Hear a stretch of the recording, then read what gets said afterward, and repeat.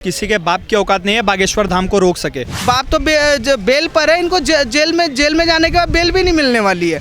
अपनी मेहरारू को तो रोक नहीं पाए, वो भग गई छोड़ के, और ये चल रहे हैं बाबा जी को रोकने। कि इफ्तार पार्टी में टोपी लगा के खजूर खा के और फिर कहते हैं ये सेकुलरिज्म है, और भारत के 80 करोड़ हिंदुओं को कहते हैं अरे पाठ पढ़ाते हैं। तुम्हारे डीएसएस की सेना कहाँ थी? सब गांजा पी के पड़े हुए थे, कोई नहीं दिखा, सब सोए हुए थे डीएसएस की सेना। अगर बाबा के पास जाते तो हम मानते हैं ना कि नीतीश जी सुशासन बाबू है, नीतीश जी सेकुलर मुख्यमंत्री हैं। कुछ लोग जयचंद होते हैं ना, वही हिजड़े होते हैं। तेजू टिकटॉकर क्यों नहीं जानते बाबा टाबा को? उनकी जली पड़ी है। वहाँ तो बिहार की सरकार घबराई पड़ी है कि बाबा बागेश्वर धाम के धीरेन्द्र शास्त्री वहाँ पर आए तो कहीं सरकार पलट ना जाए। हमें नहीं खाना सेक्युलरिज्म का चूरन, हमें नहीं बनना भाई और चारा, हमें हमारे हिंदुत्व की बात करनी है जो बाबा जी कर रहे हैं। क्योंकि उनकी रील पे एक महीने में जितने व्यूज आते हैं उतने भक्त बाबा की एक कथा में आ जाते हैं। अरे 2 लाख की बात हुई थी, 10 से 12 लाख लोग आ गए।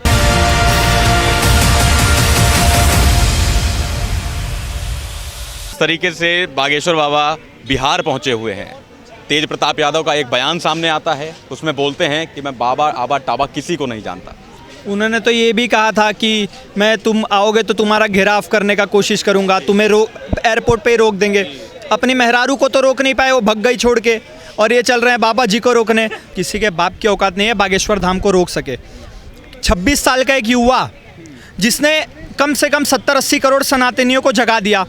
एक ऐसे नागपुर में भी था एक टकलू जो बोलता था कि तुम्हें उसके ऊपर केस कर दिया था। क्या किया आखिर लास्ट में? वहाँ की कोर्ट ने जूता मार के टकले को भगा दिया। सब फर्जीवाड़ा का केस निकला, कुछ नहीं हुआ, बाबा जी बरी हो गए। मैंने आज तक नहीं सुना कि कहीं उन्होंने एक मुसलमान को टारगेट किया या ओपनली उनके धर्म का नाम लिया हो, कहीं भी नहीं। वो सिर्फ और सिर्फ हिंदू को जोड़ने की बात करते हैं, तो उसमें कहाँ गलत है? हमें नहीं खाना सेक्युलरिज्म का चूरन, हमें नहीं बनना भाई और चारा, हमें हमारे हिंदुत्व की बात करनी है जो बाबा जी कर रहे हैं। मैं आपको हकीकत बताऊँ, जो हमारे हिंदुत्व में कुछ लोग जयचंद होते हैं ना, वही हिजड़े होते हैं। उनके वजह से ही हिंदू अभी तक पीछे नहीं जाग पाए। क्यों?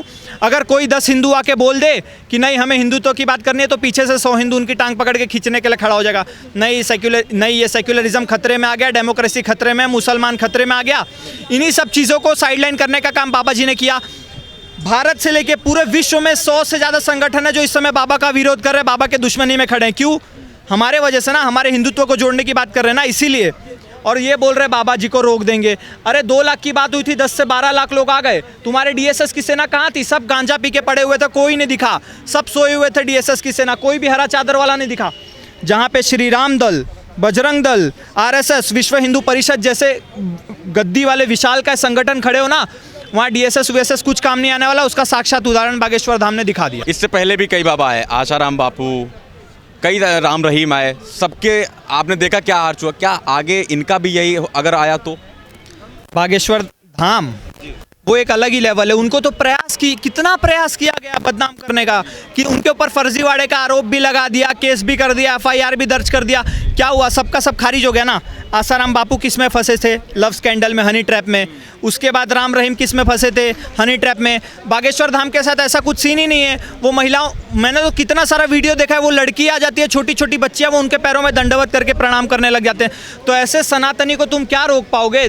किसी की बस की बात नहीं है। ये मुल्ला मौलवी वाला जो टेक्निक यहाँ पे इस्तेमाल कर रहे हैं ना, वो काम नहीं आने वाला। वो सब सेक्युलरिज्म का चूरन हमने 2014 से खाना बंद कर दिया है। करीब बागेश्वर बाबा भी बिहार पहुंचे हुए हैं। तेज प्रताप यादव का एक बयान भी सामने आया, बोले कि मैं बाबा टाबा किसी को नहीं जानता। देखिए, तेज प्रताप यादव वो गांजा पीने के बाद क्या बोल देते हैं उनको नहीं पता। उनका एक डीएसएस संगठन बनाया, वो संगठन गायब हुआ पड़ा है। वहाँ तो बिहार की सरकार घबराई पड़ी है कि बाबा बागेश्वर धाम के धीरेन्द्र शास्त्री वहाँ पर आए तो कहीं सरकार पलट ना जाए। और देखिए, जो धीरेन्द्र शास्त्री महाराज हैं वो हिंदुत्व की बात करते हैं, हिंदू राष्ट्र की बात करते हैं, और वो एक तरीके से हिंदुत्व का प्रचार करना किसी तरीके का कोई वो नहीं है। आप दंगा हुआ नहीं, कोई वहाँ पर किसी तरीके का कोई नारा लगा नहीं, आप उससे पहले ही गिरफ्तारी का वारंट जारी कर देते हैं। उससे पहले ही आप बागेश्वर धाम के बाबा के खिलाफ अब अफवाहें फैलाने लगते हैं। तो आपकी तुष्टीकरण की राजनीति इतनी गिर चुकी है कि आप एक संत से घबरा गए।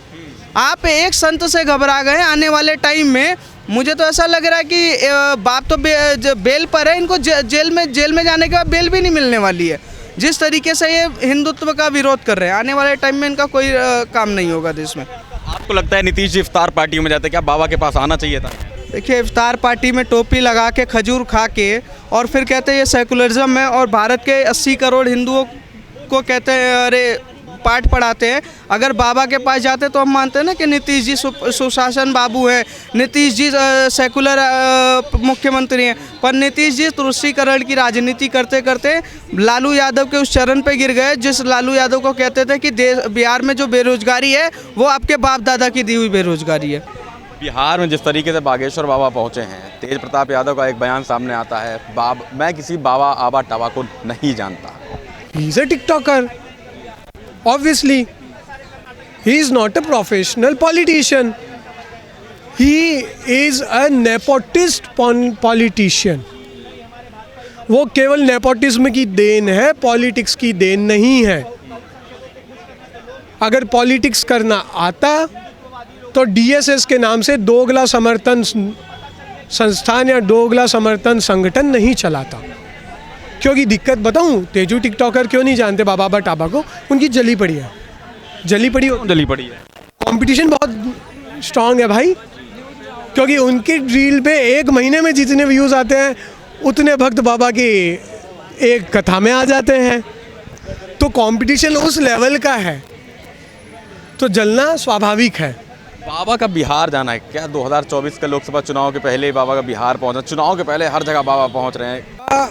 क्या अपने पैसों से या अपने संगठन से कथा करते हैं? बाबा किन के बुलावे पे जाते हैं?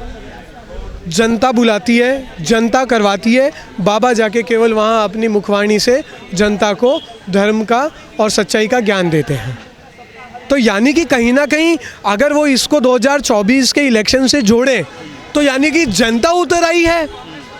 2024 के इलेक्शन में मुकाबला किन से है?